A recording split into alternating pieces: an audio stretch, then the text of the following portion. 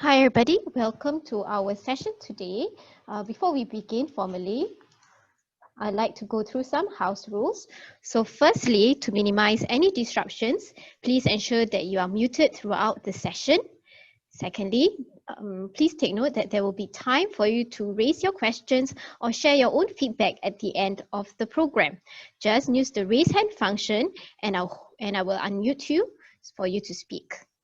Thirdly, if you do not have access to a microphone or you have any technical concerns, please use the chat box available for you to type your views or your concerns in the chat box.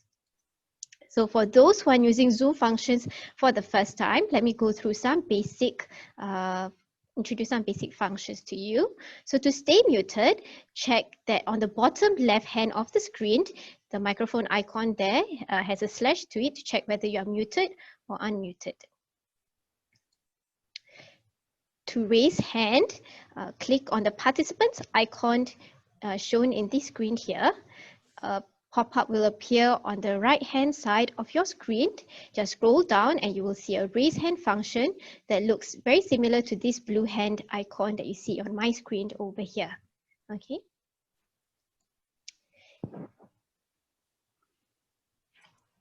So if you're all ready, welcome to the time. Good afternoon, everyone. Welcome to Time of Your Life Celebration 2020. My name is Faiza and I will be your MC for today's program. First of all, the Time of Your Life Celebration 2020 is organized in conjunction with the 10th anniversary of the Singapore University of Social Sciences Gerontology Department's 10th anniversary and the International Day of Older Persons. Today's program is titled Part of the Passion is the Word and will feature the faces and stories of the people driving the seniors interest groups at our public libraries. To help us kickstart the series, we are very honored to have with us today Mr. Ho Hugh Lee, the facilitator of the highly popular IT Talks programs. Debunking the myth that seniors are not IT savvy, Mr. Ho has been teaching seniors anything about IT related since 2014 at Bukit Merah Public Library. He has continued his talks at Library at Harbourfront when the previous library moved to Vivo City, and even with the COVID-19 pandemic at the moment, this has not halted his passion. His talks are now held fortnightly via Zoom and continues to attract a strong following from fans who trust his knowledge and ability to allay any concerns they have on the latest IT trends. So without further ado, let me now welcome Mr. Ho to share with you his story. Mr. Ho, please. Thank you, Asa.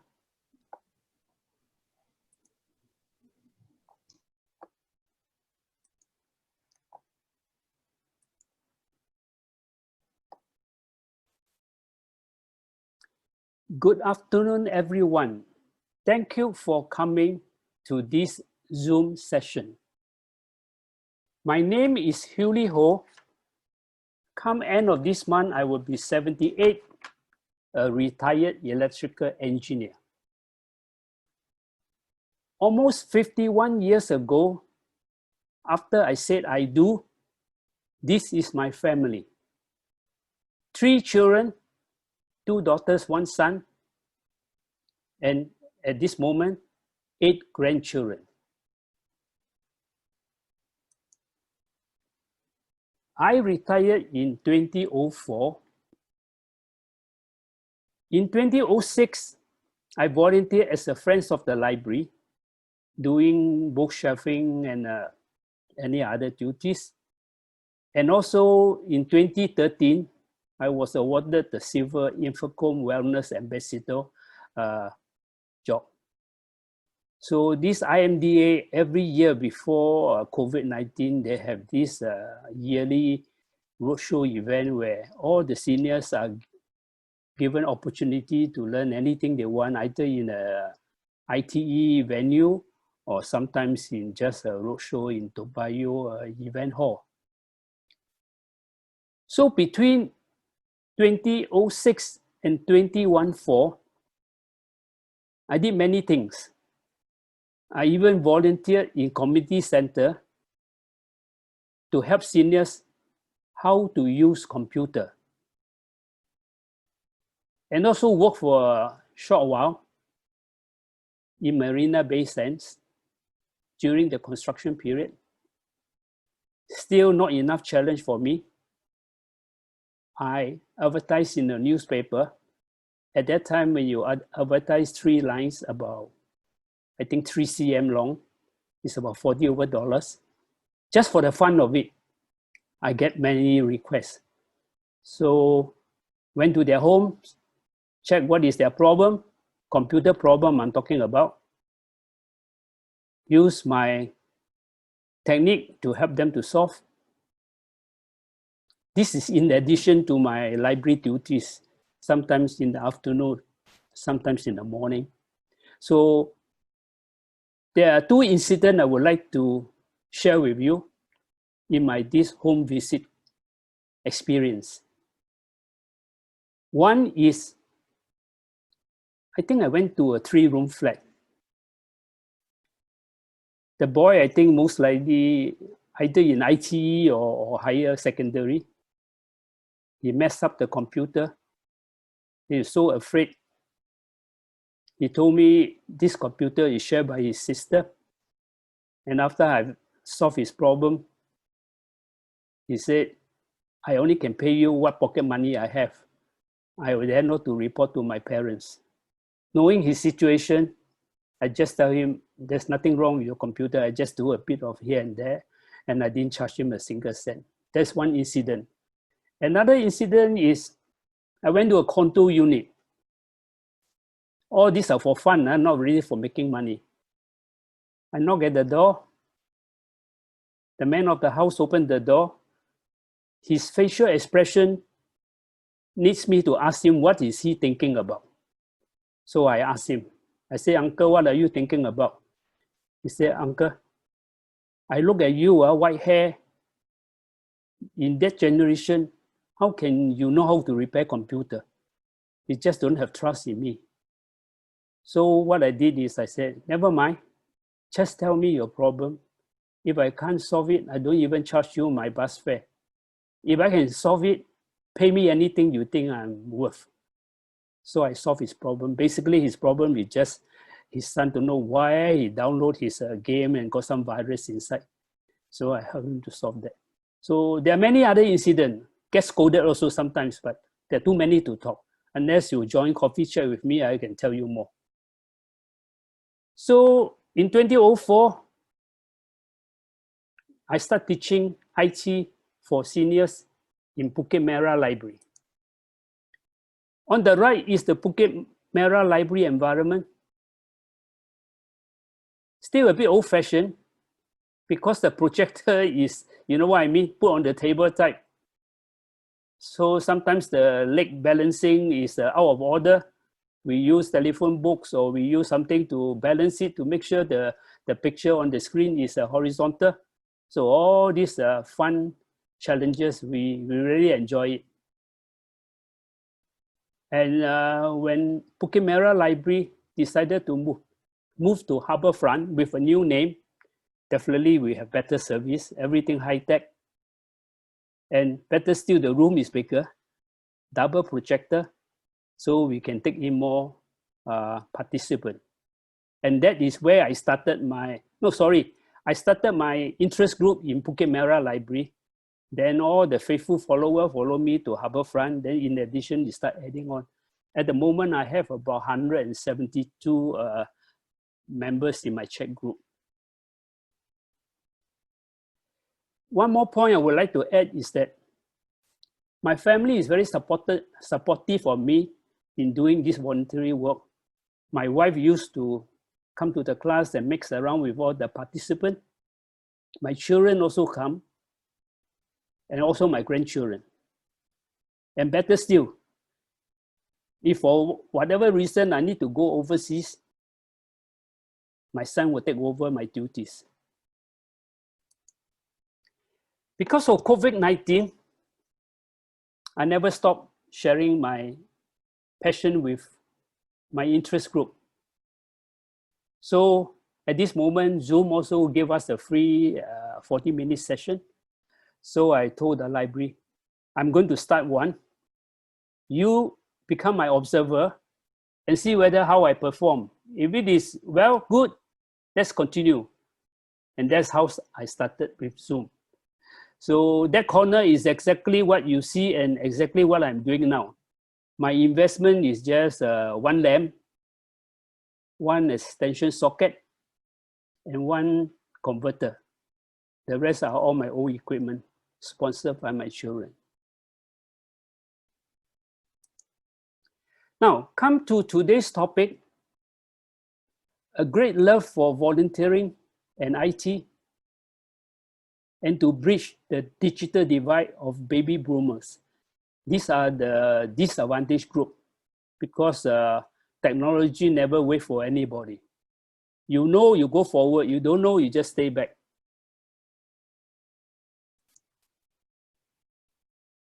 These are the questions I have been asked on my volunteering work after retirement. I try to address them one at a time.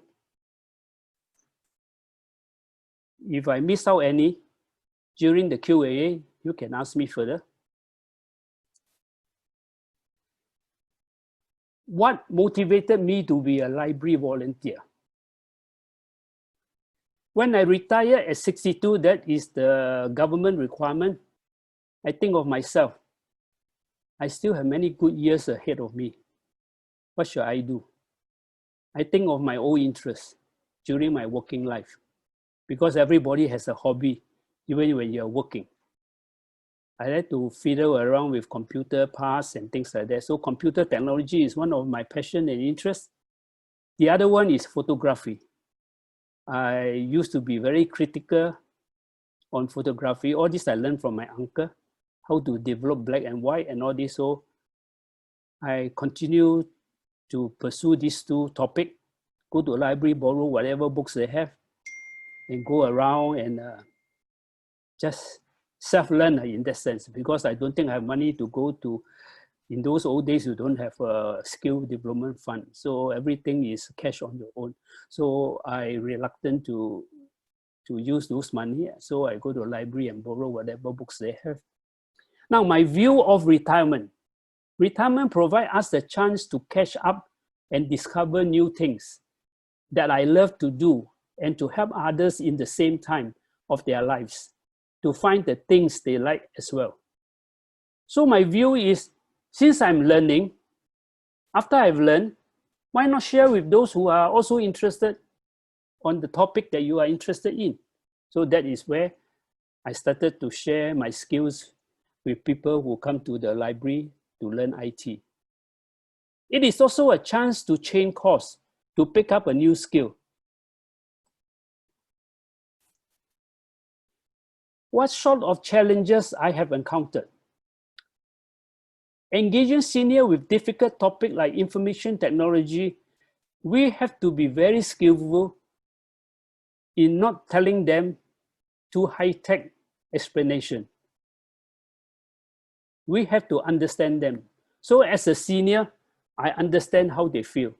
So I always try my best to think of ways that I can explain a terminology that can relate to them. The other challenge is elevating seniors' fears of going online. For example, cashless payment and online transaction. Even up to now, it's still my challenges. So I'm not giving up on this. And I have quite a good success on the earlier batch. Now, just to give you one example, a lot of people talk about 5G. But do you realize that 5G under different contexts totally mean different things? I think first one you are familiar with, the 5G data plan. The more you want, the more you have to pay every month. You know, some people say I have a 12G data plan. Some will tell you I have 20. Some of them will tell you I have unlimited. What are they talking about? They're talking about sending the information out and receiving the information in. These are the data transmission, and you are charged based on the quantity. So the first 5G is quantity. The second meaning of 5G is the generation of the technology. In this case, we're talking about cellular wireless technology. at the present moment, all of us using our smartphone are actually using the 4th generation. The 5th generation is on the way. And if you read the newspaper, you will know there's a lot of, you can say, debate or challenges between China and US. Who will be the first one to control the 5G internet network? So Singapore is also trying to implement this. I think starting this year, maybe by end of the year, maybe certain business district will have the 5G facilities. But to us senior, please don't start using it yet, because I don't think we need that speed. The last 5G is purely a unit of frequency. Any electronics equipment that has a frequency generator will have this value. So in our router, in our wireless router, we always talk about 5G and 2.4G. 2.4G can transmit to a wider area within your house. 5G can transmit at a shorter range, but at a stronger range. Shorter, stronger. Longer, weaker. If I teach cashless payment to my class, I always have this block diagram to explain to them how the communication works. So assuming you are a customer, go to a hawker center. So you have a smartphone with data plan. So your smartphone most likely will have 1 or 2 cashless payment app. And within the cashless payment app is embedded an e-wallet. So that is what you have. You go to a hawker center, now the government or the authorities in charge have standardized one scheme. They call it the SGQR code scheme. What actually it means is the hawker only need to have a piece of paper printed with a QR code dedicated to their shop with their shop name. You notice I say a piece of paper. In the olden days, they have to use very complicated equipment and it costs money for maintenance. That's why a lot of hawkers reluctant to have it. Another equipment at the store and need maintenance. Now you don't need, now it's just a piece of paper. So how this thing work? The hawker also has a smartphone. You have a smartphone. So you buy a bowl of say prawn noodle, $3.50. So in your smartphone, you just scan the QR code, check on your phone whether the shop name is the same as what is printed on the QR code. Key in yourself the exact amount, $3.50, and you just check everything in order, you send. And once you send, if successful, you can show the last screenshot to the hawker. And he is very happy, especially if you are a senior, that you know high tech. Now, what happened after all this is done? You notice we still need a middleman, because the bank is looking after your asset. Same thing, the bank is also looking after the hawker's asset. So when you tell the bank, give $3.50 to hawker ABC in another bank, so your bank will transfer the money to the other bank where the hawker has his account. And if everything is in order, the feedback will come back to the hawker smartphone, and the deal is done.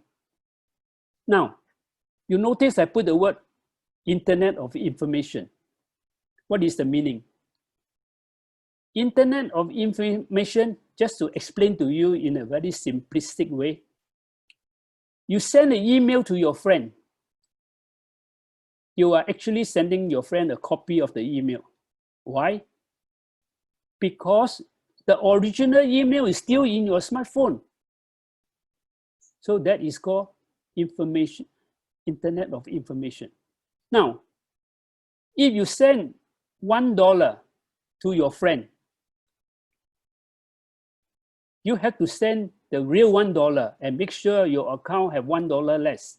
But if your account still have $1 with you, and your friend get a copy of the $1, it don't make sense. That is where the next technology is called Internet of Values.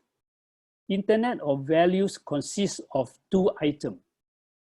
One item is the blockchain platform. The other item is the 5G we talked about just now. So with these two in order, blockchain can remove the middleman.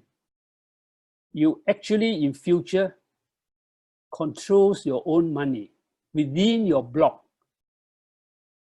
In other words, all your assets are digitized. All your medical reports are digitized. All your educational qualifications are digitized. So that is one aspect of blockchain.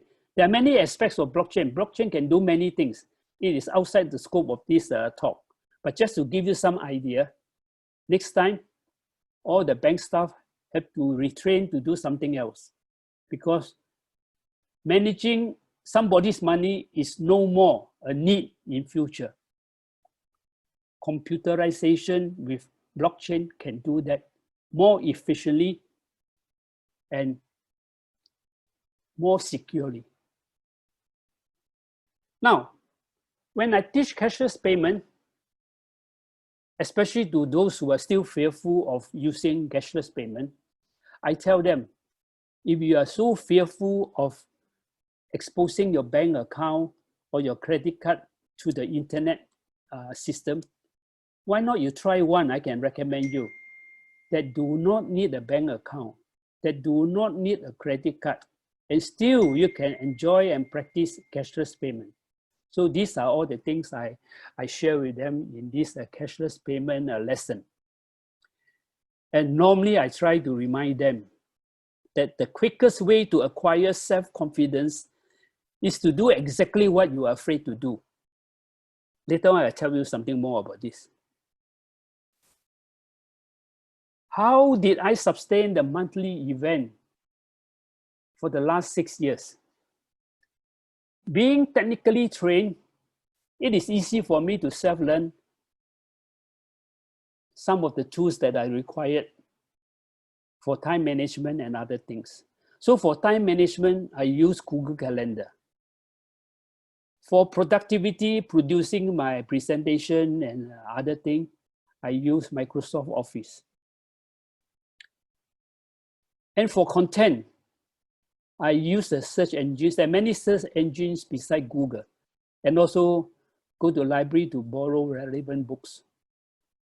That's how I sustain my teaching in the Harbourfront Library. Like a teacher, only the initial year I need to spend more time. Subsequently, I only need to update whatever that is obsolete. IT obsolete very fast. From 4G, we are talking about 5G. And now I'm preparing the talk on 5G. But my challenge is how to scale down to such a simplistic explanation where seniors can understand.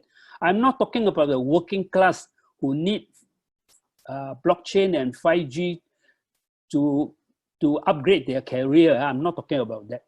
That is totally a different level. I'm talking about seniors who just want to know their children are expecting in future, or their grandchildren, just to give them some window of the future.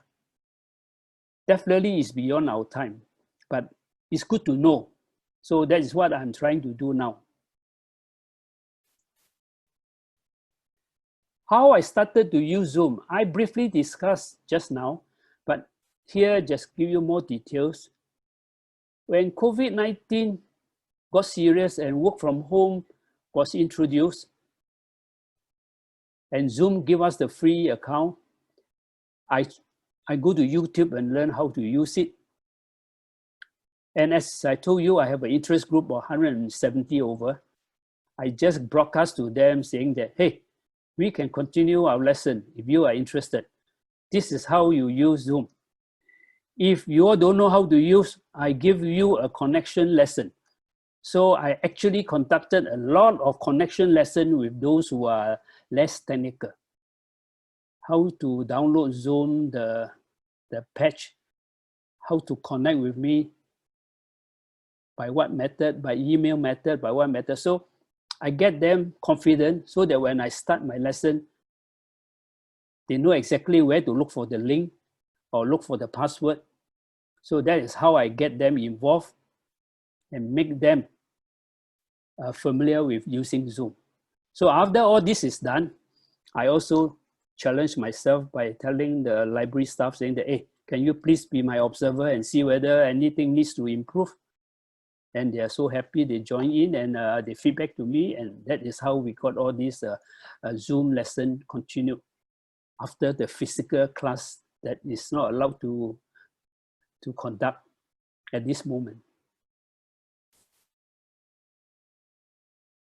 What I hope to accomplish with my volunteer work with NLB.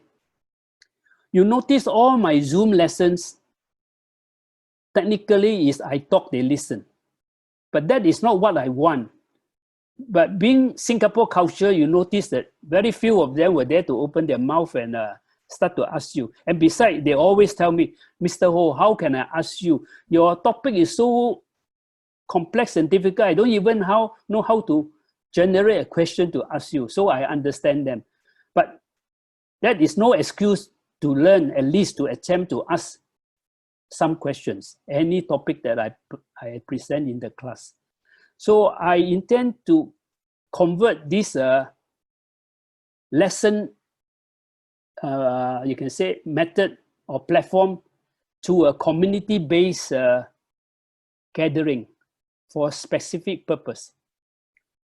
So what we have in mind is I'm still working with the library staff on a separate event. We call it community-based event, that we invite speakers who have work experience or life experience that is good to share with the younger generation or even with the senior generation. And from there, we can learn from each other. So that is what I have in mind. And hopefully the younger generation, the student or the working class can also join this community-based event and share with us what are their current problems and challenges. So from there, we can see how we move on to the next step. I also suggested that we decorate the venue with inspirational posters to encourage young scientists. What advice do I have for would-be volunteers? Volunteers of any age are always welcome in any organization, including the library. So here, before I discuss in detail, allow me to share with you my perspective of my life. I always have these two behind my mind. First is a quotation from Stephen Grellet. This I picked up during my school days in my school magazine. I find it so meaningful, I actually cut it out and preserve it until now. I still have the original page of that school magazine that motivate me to do whatever I want to do. The other one, the 4 rooms of wellness, how to be a complete person. This one, I got the idea from the internet. I think it's something related to Hinduism religion. But the idea is good, so I interpret it in my own way. The quotation, I shall pass through this world but once. Any good therefore that I can do, or any kindness that I can show any human being, let me do it now. Let me not defer or neglect it, for I shall not pass this way again. So this quotation I have kept since the school days. The other one, I got the idea from the internet. I interpret it in the scientific way. because I am trained as an engineer. So just give you some comparison. In a hospital, you have the stomach department, the eye department, the heart department. So different departments specialize in different scope of their responsibility. In a computer, you have a motherboard. You have the audio department, you have the video department, you have the processing department, you have the calculation department. Every department interlink with each other to come up with the final result or come up with the final picture that you ask for. If any department is not working well, like for example, in your computer, if your audio department is not working well, you command it to play a song, the singer may be having a sore throat. That means the sound is not original. So that is the warning to tell you something is going to go wrong in your audio department. Please do something about it. So in our body, it's the same thing. To me, I divide them into 4 departments. You have the physical department, the mental department, the emotional department, and the spiritual department. Now, come to the first one, the physical department. We have to eat to live, right? So my advice is eat smart. Balanced nutrition. You don't know, come to all these skill development funds courses, or come to our coffee chat and we can talk about all this. So smart, eat smart and eat with a balanced nutrition.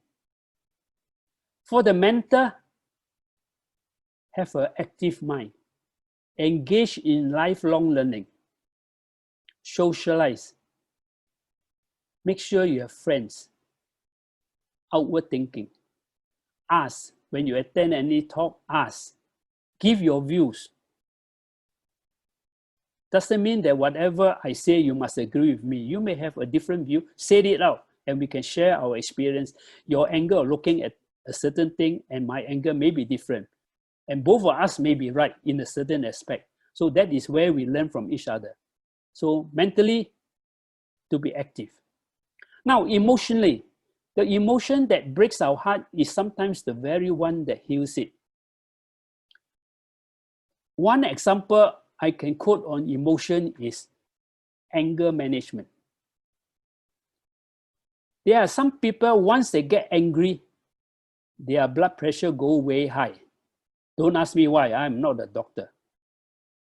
So, have to learn. If you are that type of person, either your debate with your wife or debate with your children or debate with your friend, stay cool.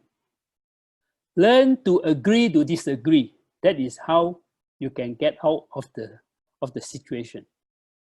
For me, I always believe in one thing. I never engage in a yes and no argument. What do you mean by yes and no argument? There are some people, for the sake of principle, they have to argue until you admit that you are wrong, they are right. These type of people, my suggestion is leave them alone. Stop the conversation. Because that person do not understand to agree to disagree. So that is how I live my life.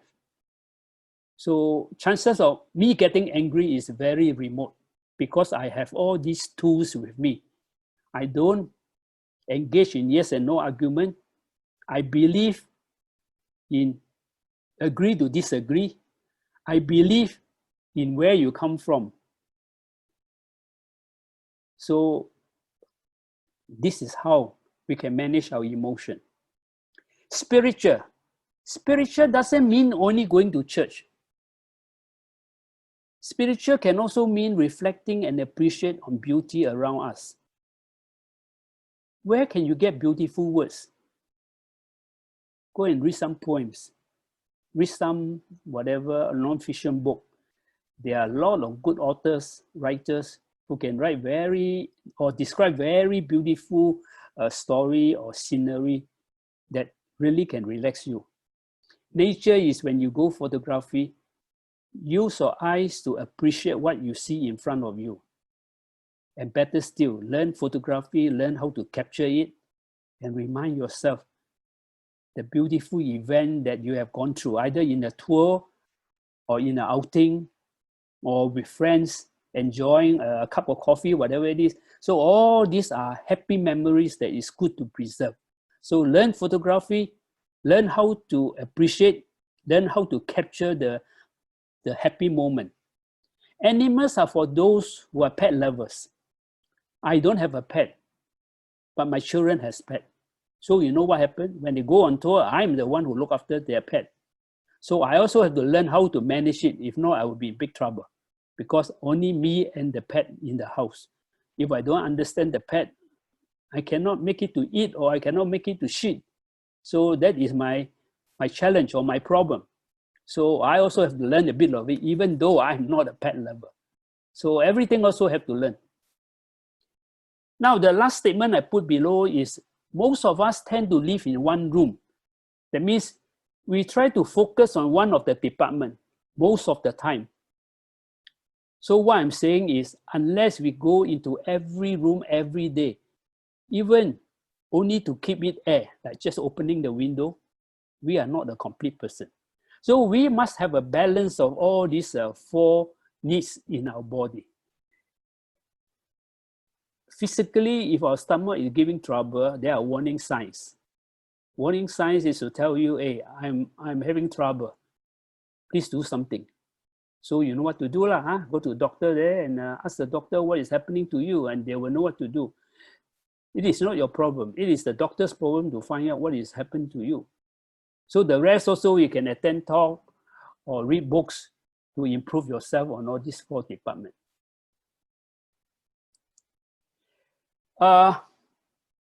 Few years back, I have a photo haiku interest group.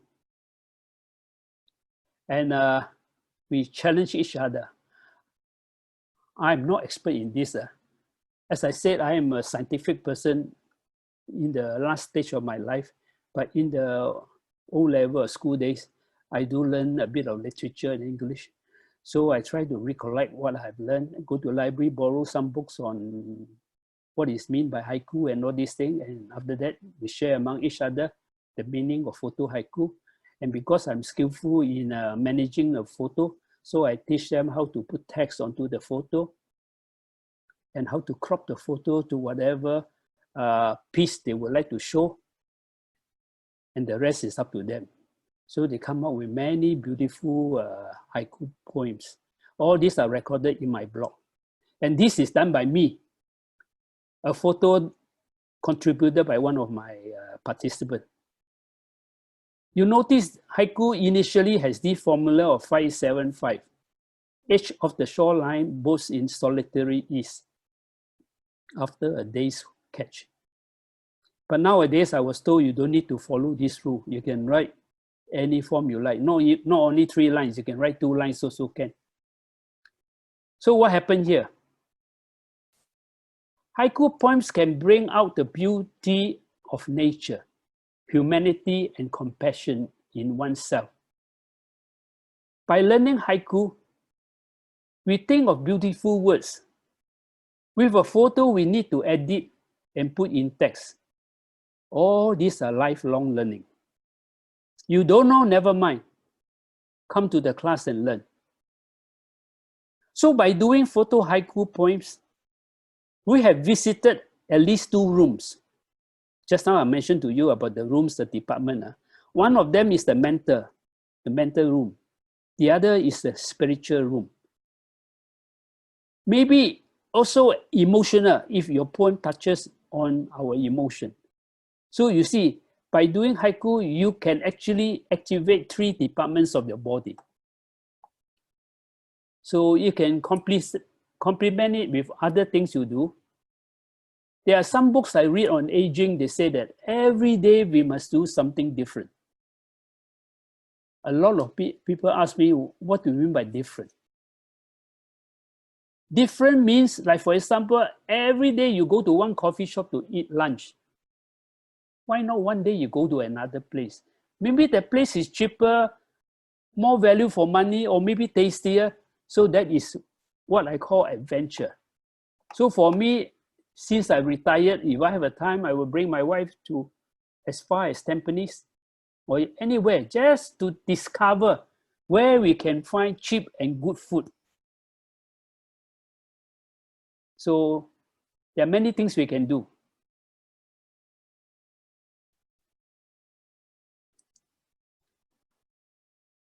Now come to volunteerism. Volunteerism, these are my views. It's the best platform for personal and professional development. Make us a better person, healthier and happier person. Ever ask what the community means to you? Think about the current COVID-19, the frontline staff. What are they doing? They are doing to make sure we are safe at home. Our loved ones are safe at home. That is where they're guarding our front line to ensure it don't go from bad to worse. We are still in the midst of it. That's why we call it the new normal. So community can mean many things. Can mean giving something back to society after what you have been successful all your working life. Can mean anything. Can mean even a simple volunteer work, a regular one, not a one-off one, in any organization, not only in the library. So volunteerism can mean that also. If you have some passion to do something, you have some skill or something, don't wait for others. Just tell whoever is in charge, take the initiative and just do it. If you're the type of people who in the past has traveled a lot of countries in the world, and you have something that only you know we don't know, why not come to the community gathering and share your experience so that even those of us who have no chance or no opportunity to go where you have went also can learn from you the perspective of life in that country. Volunteerism is not only sharing your knowledge and experience, but also your passion. When you engage in volunteerism, you get connected, widen your perspective in life, and enhance your networking. You'll be surprised. Sometimes a person just tell you something totally at a different angle of view or perspective. And you'll be surprised that that can open up your mind to think further, to improve whatever you think you have done the best further.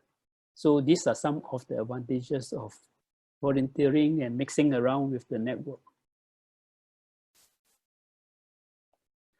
Why do I volunteer?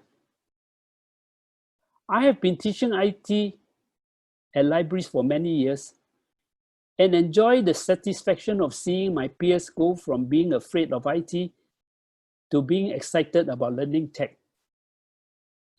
I hope that more seniors will come forward and help their peers go digital because tech can bring so much convenience to their lives. So our reward of being a volunteer is when one of your peers come to you with a smiling face and thank you for what you have shared with them.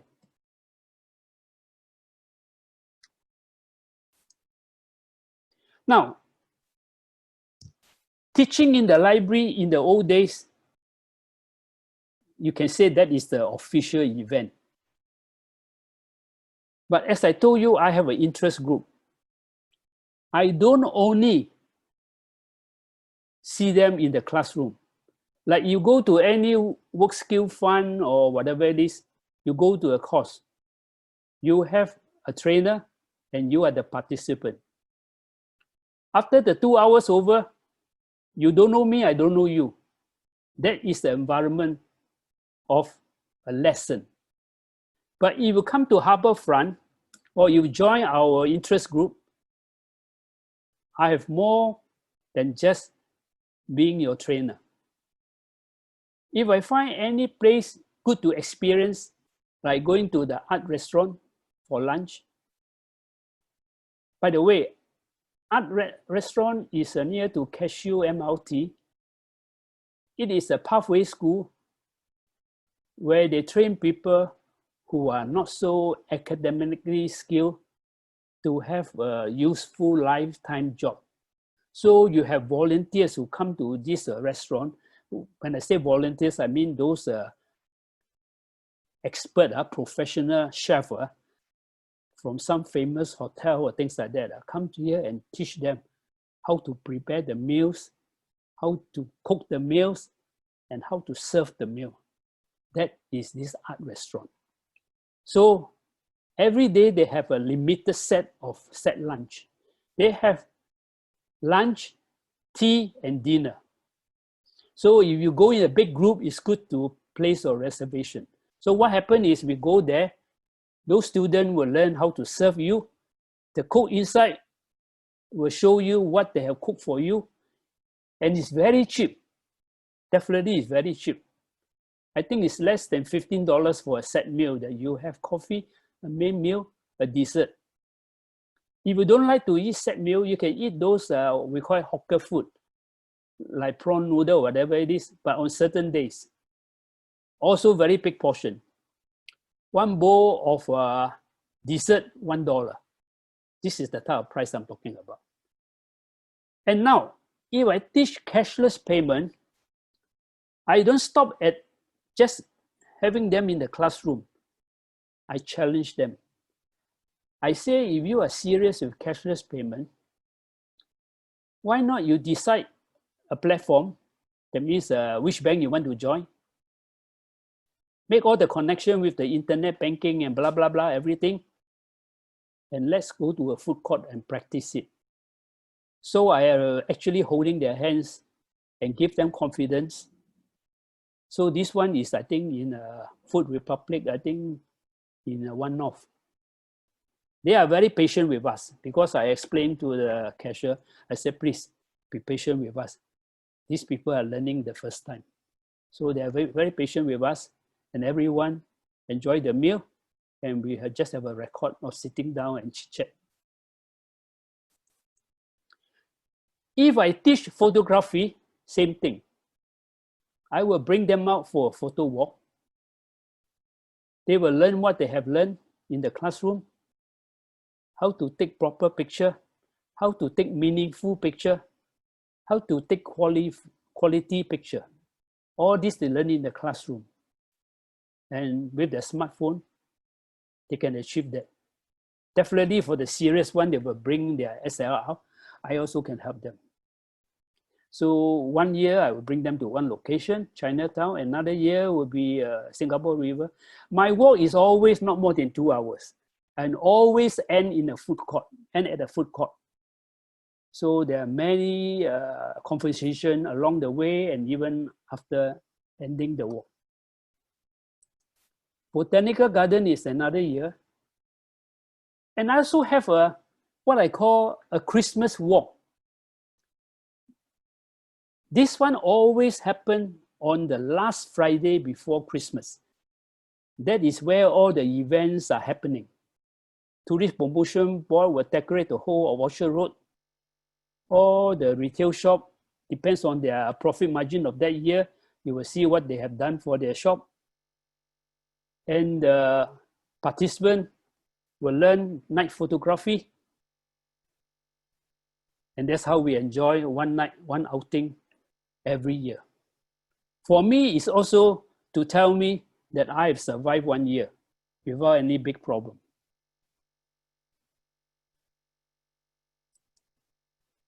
I also have another buffet lunch and dinner at the end of the year. I don't know this year what will happen. And my wife is always there to join me. And all those participants know my wife very well. And depends on the marketing price of that year. We always go to the cheapest we can find in town. These are some of the others location.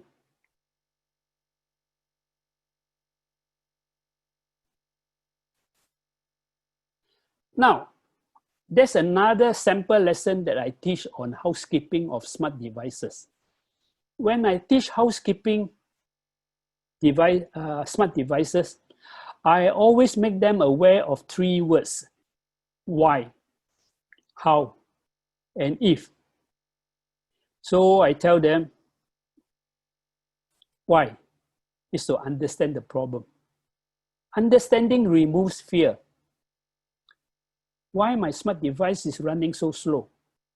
So they have to ask the question, and they have to learn how. How is to learn the skill, lifelong learning.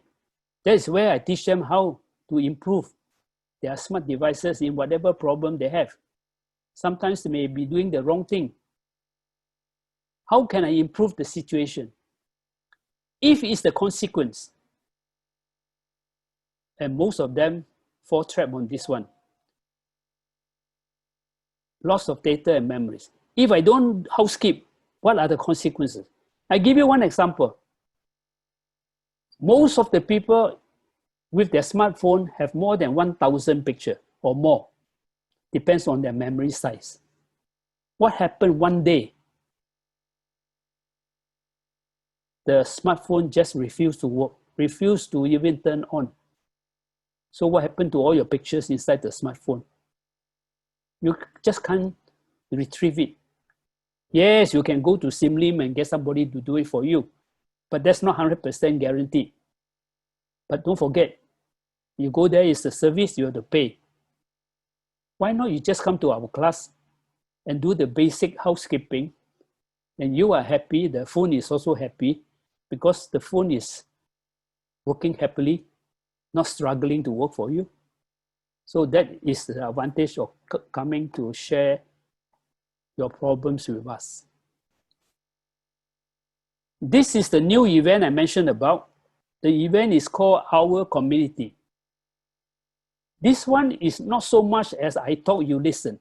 This one is, yes, the speaker will talk. But after that, you are encouraged to engage the speaker in powerful questions like who, why, how, what, where. So this is not time of your life event. This is a community gathering event. So the topic on discussion can vary from anything, not only IT, can be anything. If I need to talk the next time, I may propose a topic like how we get our electricity in Singapore. Most of us take for granted, just turn on the light, is there. What happened if I say we turn on the electricity supply for the whole island for half a day? What will happen? You just think of the MRT, just break down for a few hours, you know what happened? All sorts of things you can read from the newspaper. So if I tell you if the electricity, for whatever reason, is out for half a day or even one day, what will happen? I think the whole newspaper will be talking about that. So these are called powerful questions that you ask. Then you will know what the government or the authority in charge of electricity is doing. Yes, it will happen, but it is very unlikely to happen because they have done 1, 2, 3, 4.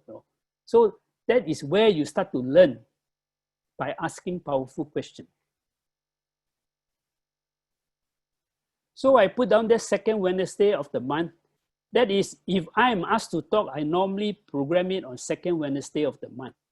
But if other speaker is using the slot for the month, they may choose any time they like, depends on their availability. There is another topic I taught on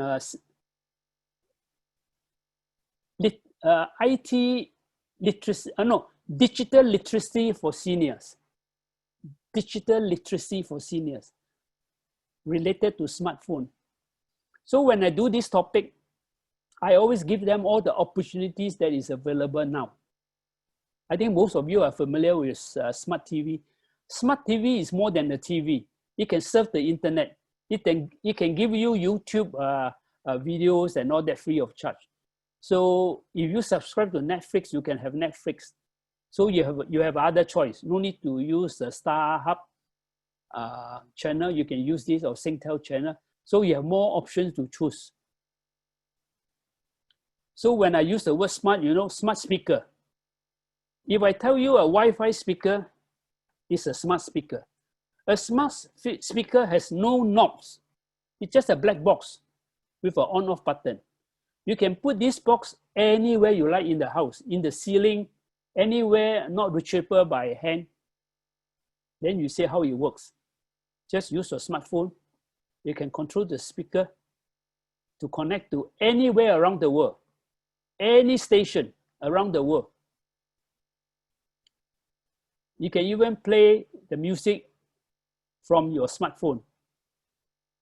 So that is called a smart speaker. Some people call it Wi-Fi speaker. So you got smart lamp. Just by the word, by voice, you can tell the lamp to turn on and off. You can have a smart main door digital lock. No need key. You can open by your smartphone. You can even have a smart refrigerator or smart aircon system. So all this we'll share with you when you attend this smart home lesson. But some people take advantage in this lesson to ask me why my Wi-Fi signal is weak in the house. No problem. That is also addressed in all the options available in the house.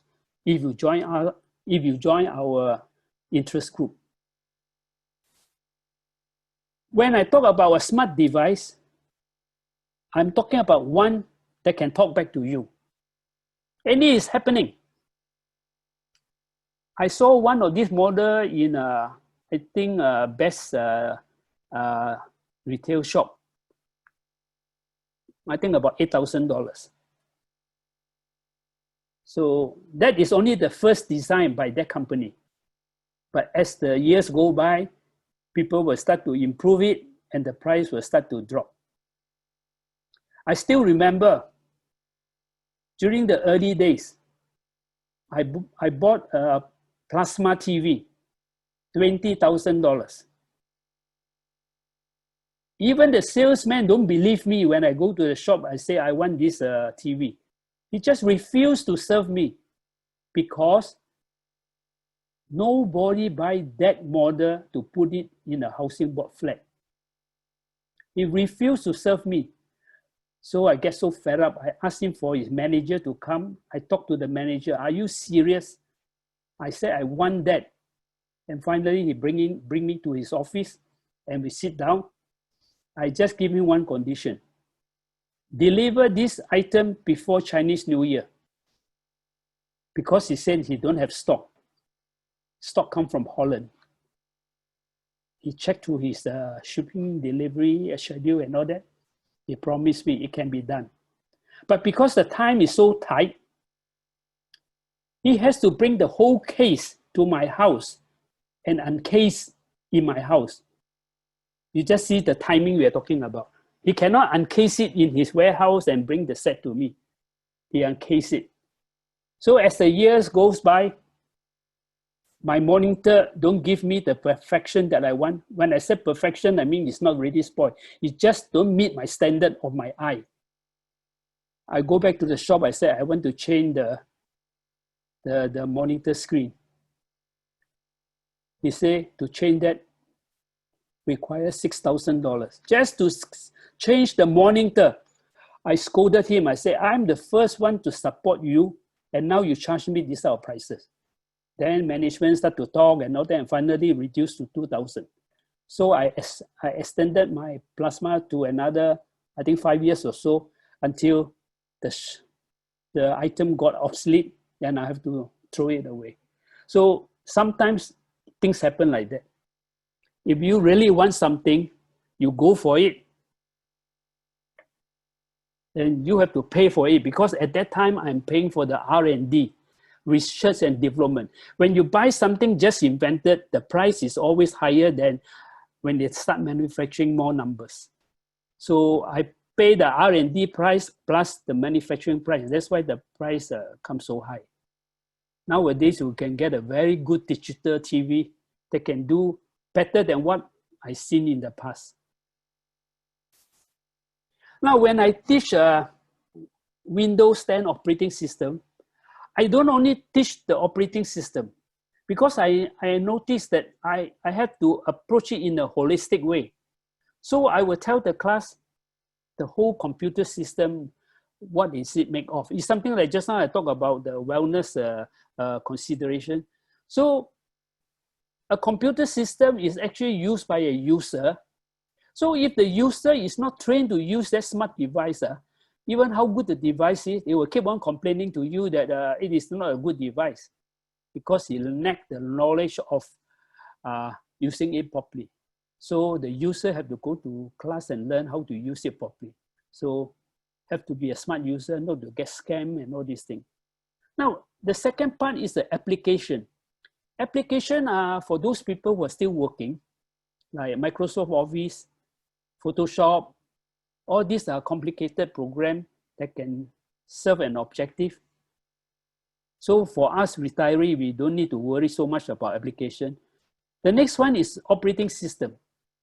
Operating system in the market, there are a few of them, the Apple one, the Google one, and the Windows one.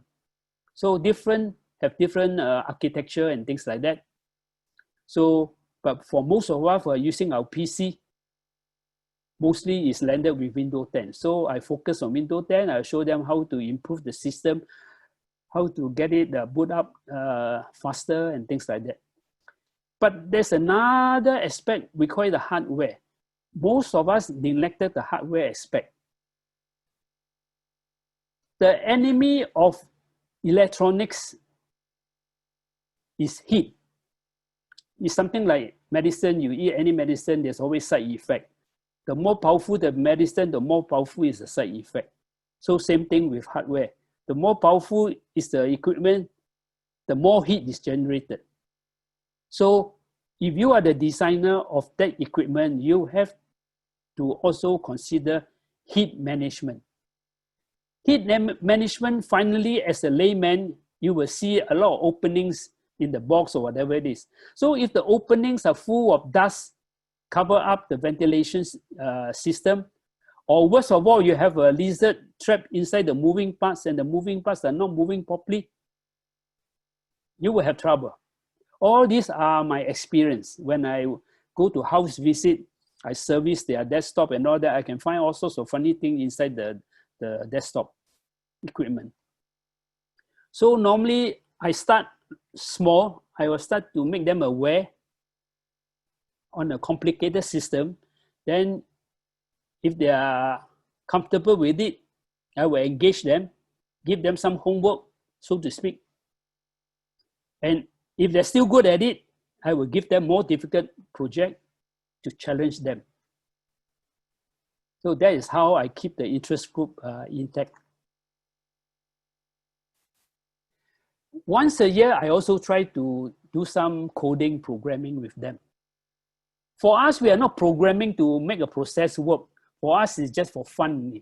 So Scratch program is a very easy and fun way of learning logical thinking and systematic thinking, because we are actually playing Lego blocks to command something to work. So in Scratch, I show them how to code a virtual aquarium, how to code a karaoke song, and this project, how to create a song. So if you go to my Scratch account, under this project, you can hear a sample of this song. It's not so easy as what you think, especially we are not trained with a music background. But even that, seniors dare to take the challenge if they trust me to show them how, even though you know nothing about music, where is the do key, do re mi, where is the do key, where is the re key, I can show them. And from there, we can come up with something wonderful, just a song. But to really learn, this is the difficult topic. So I always, in the old days, when I have the physical lesson, I always request for 2 sessions, 3 hours each. But now with Zoom, I cannot ask you to spend 3 hours with me on online. So I will think of another way of achieving this. I also do teach them movie making. What actually happened is, for those who are really on to lifelong learning, they are rewarded to be invited to my house. They actually come to my house to learn this lesson because I can have a classroom setting for them. And they do come. Sometimes I teach you also in the library.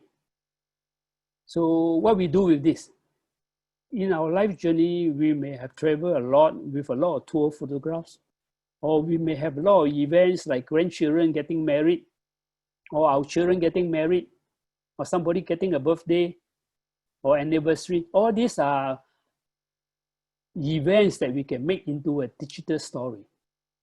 So there are three ways of making digital movie. One way is using PowerPoint. Another way is using Keynote. Another way is using the Scratch coding. If you want to learn three, I can show you all the three, but you must have the equipment to do it. So you want Keynote, you must have an Apple laptop. You cannot do it on an Apple iPhone. You have to do it on a laptop. So movie making, you can do it on a PC, not Apple laptop, because movie making actually formally belongs to Microsoft. So for Scratch, yes, you can do it on both. You can do it on PC or Apple, because Scratch is a program that is acceptable by Apple also. And if you go to this YouTube channel link, you will see a lot of sample of all my lessons on movie making.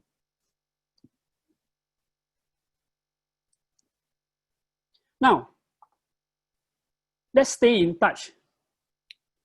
These are the ways you can touch base with me. But there's actually another one I never write. That's a coffee chat. I do have coffee chat once a month. And I teach the members of the interest group using the messenger of Facebook, or Facebook Messenger. And from there, we connect ourselves, and then we can talk anything under the sky. So there's coffee chat. But beside coffee chat, these are some of the ways you can connect with me. I would like to focus with you the last point. For the last point, I would like to encourage you to come forward and contribute to the community. Can be anything you are passionate about or your work experiences acceptable to the library. So every month we have an event. Depends on which speaker is free to share their experience with us. And we have a template and a platform to consume the 2 hours we plan. So this community event is a 2-hour event. And all the participants are encouraged to contribute, to talk, to ask questions. So it's a very wonderful program. We are just starting this event, maybe only 1 or 2 sessions, something like that. So we hope this can continue as long as it can be. Besides the usual monthly event that I have, every month I have a 1 hour each on Zoom lesson on the topic of interest to seniors on IT. I think that's all I have. Thank you for listening to me. I will pass back to the library for you all to ask Q&A. Okay, thank you, Mr. Ho. Yes, I'm sure you're all very inspired now after listening to Mr. Ho's stories. We do have time to accept some questions from the audience. If you'd like to ask a question, click on the participants icon. A tab will appear on your right-hand side. You can then raise your hand and I will ask to unmute you. So if you'd like to ask a question, please raise your hand now.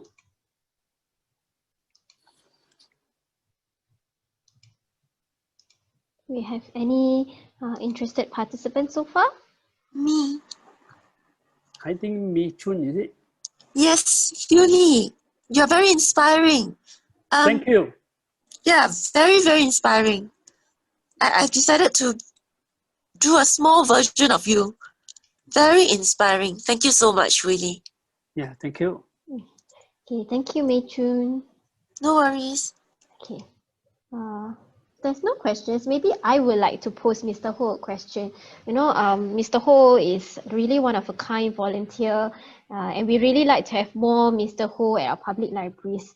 So, Mr. Ho, my question to you is, do you have any advice for seniors who are inspired to volunteer and contribute, but because maybe they've heard about you, they're not so sure if they can be another Mr. Ho themselves.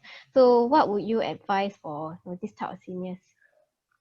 Or any type of volunteers. Okay, I roughly know your question, but I would like to relate your question in my own personal experience, how I encourage my children to learn music. So I believe in the flywheel concept. I don't know whether you all understand or heard about that. The flywheel concept. You see, I heard this concept when, in the old days, when you have children, children will have their own friends. When they have their own friends, they will bring their friends to their house.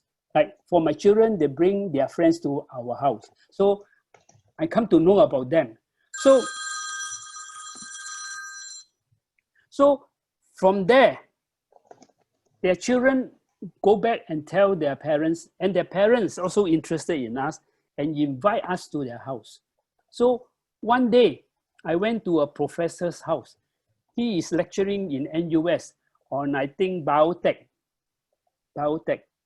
So definitely when we meet each other, we talk how we're getting on and all that. So I talk about one of my loved ones passed away and all these things. So he gave me a lesson in life. He said, think of the flywheel. Your life is going on very smoothly. That means your flywheel with the moment of inertia is turning around very well without stopping. Now you have some life experience that one of your loved one is no more with you. So your flywheel will get a jerk and slow down. So his advice to me is, whatever happened, don't let the flywheel stop. Yes, it is agreed that you can grieve a while. That means the flywheel will go slow a while, but don't let it stop. After some time, you'll go back to normal speed again. So technically, the message he gave me is, you must have a closure. Whatever happened, especially bad events, yes, you grieve about it, you complain that you did the wrong thing or make a mistake, yes, can, but have a closure. So with that concept, I use it to apply in the reverse way. What I mean by reverse way? I have two children about 4 years old. I got the idea of music when I went to Japan for a training, and the lecturer invited us on the last day to his house, and the daughter played a very beautiful song for us. The daughter is about the same age as my daughter. So I think about it, I said, can I make my daughter same like them, so good, that can entertain the guests with a beautiful song? At that period of time, Yamaha just got started in Singapore. So what I did, I enrolled my two daughters to Yamaha for the elementary lesson. So suddenly you throw your two daughters to something totally new, not taught in school and all these things. Definitely there's a lot of resistance and a lot of things. You know what happened? I myself also enrolled in Yamaha as an adult student. So I also learn music. So come back, I can boast a bit lah. I can play a simple song like that. So they get so involved that, hey, daddy can play. I make sure I'm better than daddy. So they also play. So it goes on for a few months. So what I'm trying to say is the flywheel, I talk about the reverse sense that the flywheel is just starting to move. Very difficult. Because to start something new with our children is very difficult. They will have a lot of rejection and things like that because you are disturbing their life. So very difficult. So I start. I never give up. So the flywheel start going. When it start to go on a constant speed, that is the time the teacher teaching me say, sorry lah, you are too old to further improve yourself. So I also understand, so I drop out. But that time my two children already pick up the interest. So the flywheel go, then from there, they study music. In the old days in school, you don't have a music teacher, you have to go to another school. So they have to spend time in another school. So I will support them by additional private tuition and things like that. So both of them got theory and practical grade 8. And one of them even got the Yamaha teacher's grade, I think grade 5 or something like that. So they achieved their musical talent and they even won some prizes in competition. So what I'm trying to say is in life, if you think of it as a flywheel to start something new, there's a lot of blockages. But don't let the blockages prevent you to do what you want to do. If you believe you can do it, you can do it. That is my lesson I learned by training my children to learn something new.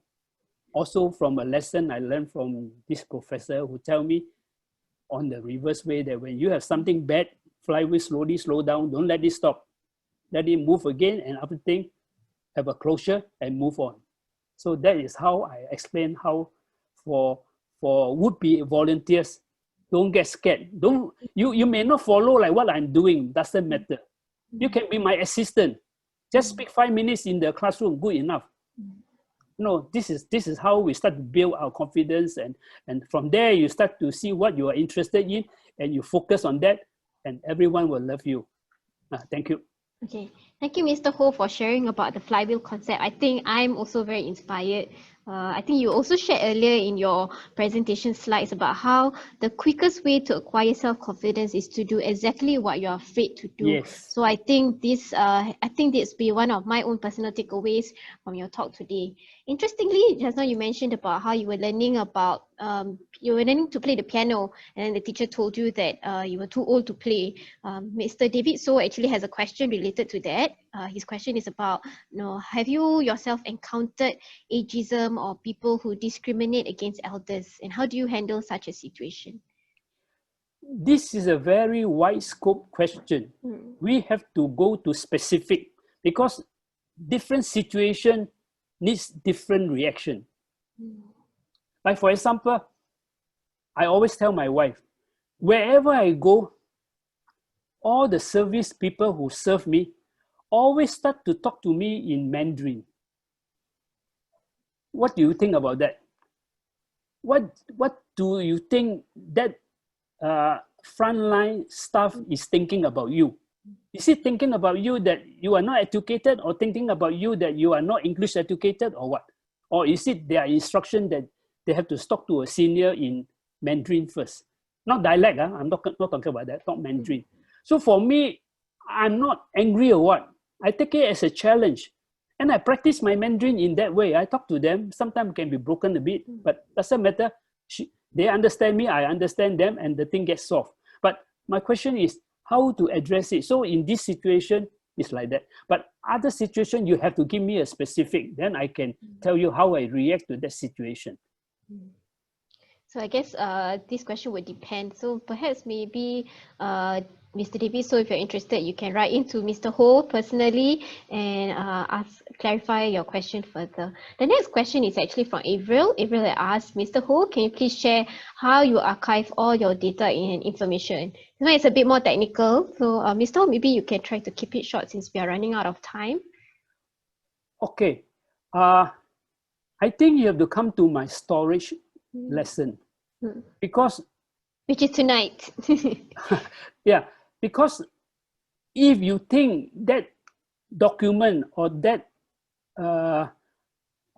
information is valuable to you, valuable, I mean, if you lose it, you have to start from square one again. No, in this case, it's a waste of time to repeat what you have done before. So that means that document is of interest to you. So my belief is you must have 2 backup. So for me, you come to my storage class, I will tell you my Apple computer have an automatic backup on the time machine. So you must know this term if you come to my class, time machine. That is one backup. The other backup is I put on a thumb drive. But for photos is another consideration. So that's all I can say.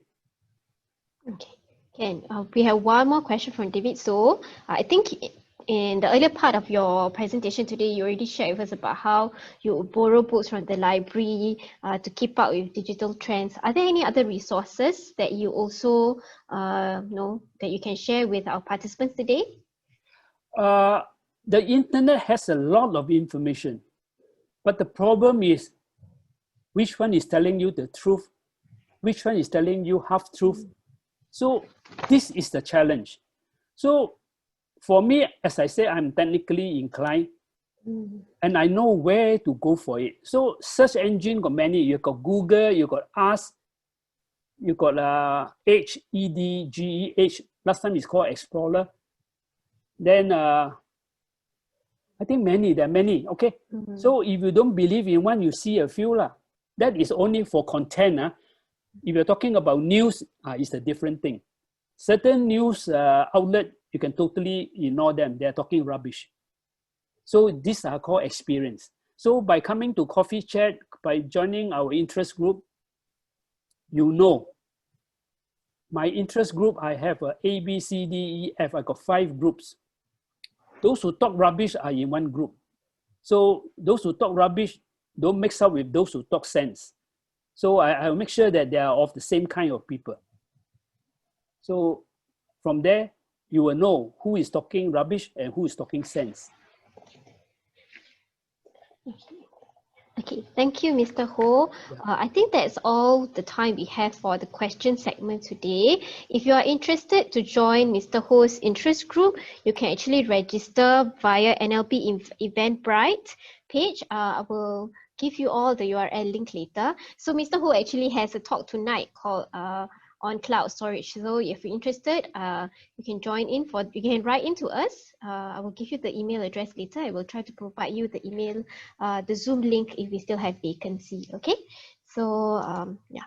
So if you're inspired by Mr. Ho's story today, I think from his photos, you can see that, you know, he does more than just teaching IT. You see that he has all these jalan-jalan sessions with all his friends. In fact, he made new friends from volunteering and starting his interest groups. So I think Mr. Ho is truly reflective of how, you know, when you start giving, life really gives you back more in the form of friends, in the form of memories that you make and the happiness that you generate and share with others. So if you're interested to volunteer and you'd like to start your own journey, you know, you can visit this website, the NLP website, www.nlp.gov.sg/volunteers. There's a lot of opportunities that you can explore depending on your own commitment and your own abilities. Okay, so do explore that if you are keen to volunteer with the library. I think just now Mr. Ho also at the start made an interesting comment about how, you know, he didn't think that retirement was something that you needed to plan for. But now that, you know, he's gone through it, he realized that, you know, there's a lot that you can actually still do as a retiree, a lot that you can plan for yourself. So here are some books that you might be interested to explore. 3 of these books are about, you know, planning for your own retirement and how to thrive in retirement and how to remain ageless even as you get older. So these are good books which will share with you different studies that have been done on being a senior and what it means to grow older and the kind of difficulties that you might encounter and how you can possibly overcome it. The 4th book that I'd like to recommend here is actually called Haiku in English because, you know, Mr. Ho previously shared his own interest in haiku and how it can help you to reflect on the beauty of your own life, the beauty of the things that you love around you. So this is a good book that you can start with if you're interested to read about haikus and the different type of haikus that have been written in English. All these books are actually available online. You can borrow them using our NLP mobile app, which is available on the Apple App Store and the Google Play Store. So just search for NLP mobile app in any one of your app store and look for this orange icon in your search results. Okay, if you'd like to know more, you can actually scan the QR code or visit mobileapp.nlp.gov.sg to learn more about our mobile app. So if you've already managed to install our mobile app, let me just show you how to find, how to search for the books that I mentioned earlier. So when you open the mobile app, you will see this home page, this landing page. Click on the search button over here that looks like a magnifying glass icon. When you click on that, it will lead you to our search page. Just type in the keywords at the top and then click enter and it will generate the results. There will be three tabs that you see: ebooks, books, and audio. So if you're interested to borrow ebooks, just look at the ebooks tab and then the results will be generated.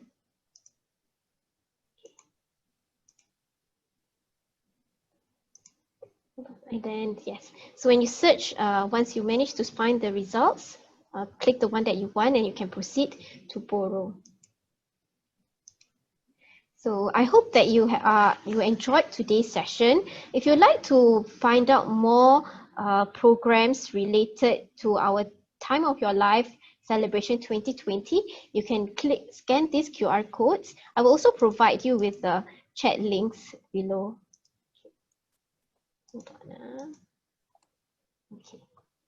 Yeah, I'll also provide you with the link so that you can sign up for all the different programs. You can also follow us on Facebook. The link has just been provided in the chat room, so you can click on those links. Here are some of the programs that will be happening as part of our TOYL celebration. So today's program is called Passion is the Word, with Mr. Ho kickstarting our first talk with all our interest groups for seniors.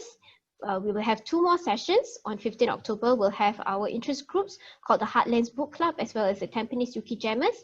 And on 29th October, we will have another interest group called the Seniors Meet Seniors Knowledge Cafe. So if you're interested to meet more of our facilitators who are passionate about their interest groups, you can come and join us for this session and learn what drives them, to contribute and to volunteer.